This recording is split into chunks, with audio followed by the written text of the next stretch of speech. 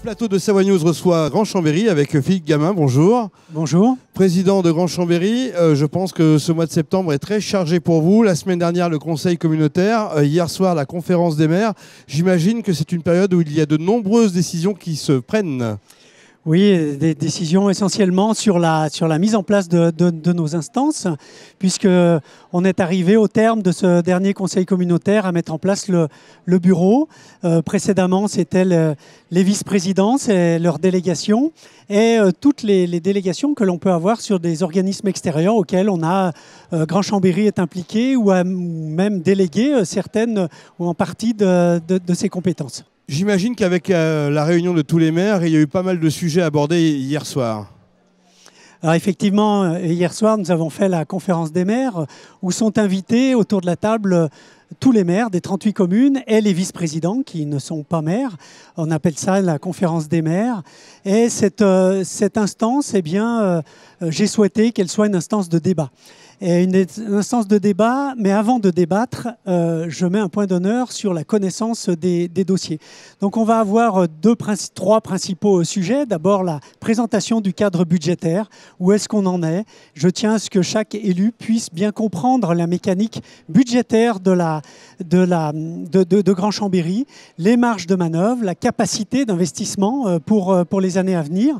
On va commencer par ce point-là, de manière à mettre tout le monde au même niveau. Ensuite, on va aborder deux points qui sont importants et sur lesquels il va falloir prendre des décisions plutôt à court terme, qui sont le stade municipal de Chambéry et la reprise des travaux. Et puis, on a un autre sujet, c'est le relais de covoiturage autour du péage autoroutier de Chambéry. Donc c'est des projets qui vont voir le jour. J'imagine que c'est un départ en termes de budget et puis d'importance de projet.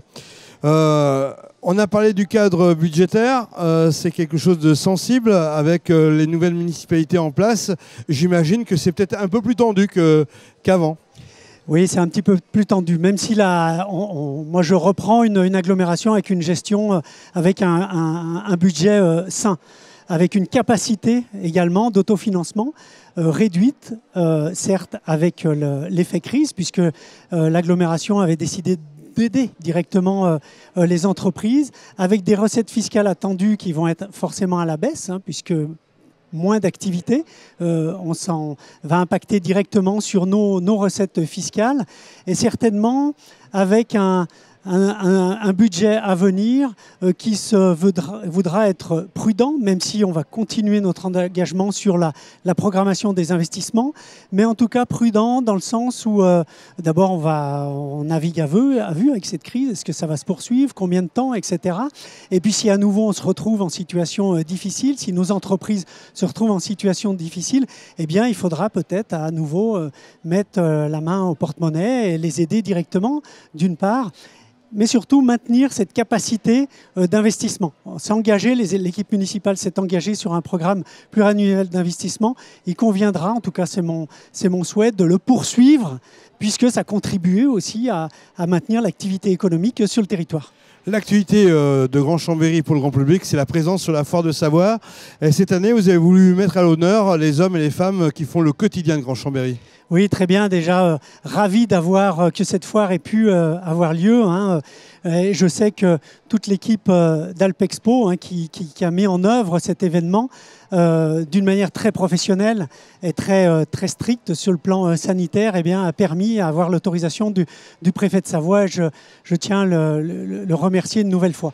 Et puis sur effectivement, Grand Chambéry, en lien avec la ville de Chambéry, a souhaité présenter un stand qui montre les métiers des différents services dans ces deux instances de la ville de Chambéry et de l'agglomération, mettre en avant les métiers de la fonction publique, des services que l'on délivre, et donc des personnes qui travaillent au sein de ces services, de manière aussi à peut-être susciter des envies d'aller vers ça, mais faire connaître, parce que ce sont souvent des personnes qui travaillent dans l'ombre, avec des noms de services, on se demande bien qu'est-ce qu'il y a là derrière, mais qui correspondent à une vraie réalité et qui permettent à ce que nos territoires fonctionnent et fonctionnent correctement.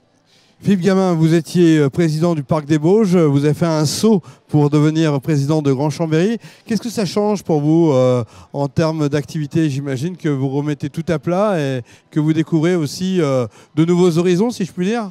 Oui, alors je suis toujours président du Parc des Bauges. Les élections vont avoir lieu fin septembre et je compte reconduire ma candidature à la présidence. On peut cumuler les mandats, comme on dit. Oui, oui, bien sûr.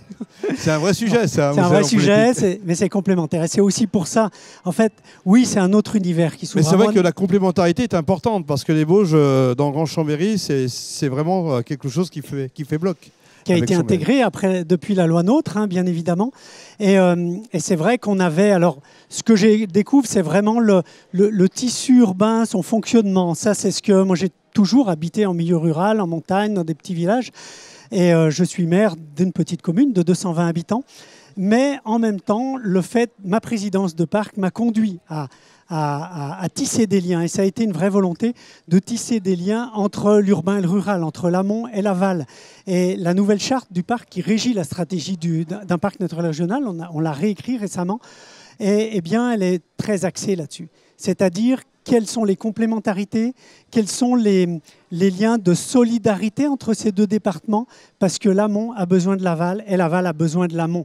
Et on pense plus à dire, bah oui, les habitants d'en haut, ils ont besoin de tous les services, hein, les hôpitaux, les universités, tout ce qui est culturel, etc. Mais de plus en plus, et on l'a vu avec cette crise Covid, des urbains qui ont besoin, qui pratiquent ce territoire, qui est un territoire préservé de ressourcement, hein, de reconnexion avec la nature, mais pas que, et qui demain, et qui alimente aussi en nourriture une partie des urbains. Voilà pour juste illustrer très rapidement. Donc c'est pas franchement, je me lance pas dans l'inconnu. C'est quelque chose, en tout cas sur l'aménagement du territoire, sur la préservation, sur ces enjeux. Les enjeux de demain, c'est quelque chose sur lequel j'ai déjà beaucoup travaillé. Et pour moi, c'est juste presque une suite logique, et c'est pour ça que j'ai accepté et que j'ai souhaité avoir cette candidature de présidence au niveau de Grand Chambéry, parce qu'il me semblait que j'avais quelques éléments, et des éléments, je pouvais être la personne capable de faire cette synthèse entre ce monde urbain et ce monde rural de montagne, et la suite logique et la mise en œuvre de la loi, ce que nous a imposé dans un premier temps la loi NOTRe, parce que ça a été imposé, et de plus en plus en avançant, et mes collègues maires l'admettent aussi bien volontiers maintenant, les maires des Bauges, en disant c'est peut-être aussi une opportunité, sachons être intelligents avec cela, faisons avec et pas contre. Philippe Gamin, merci d'être venu sur le plateau de Savoie News pour cette rentrée. À très bientôt. Merci.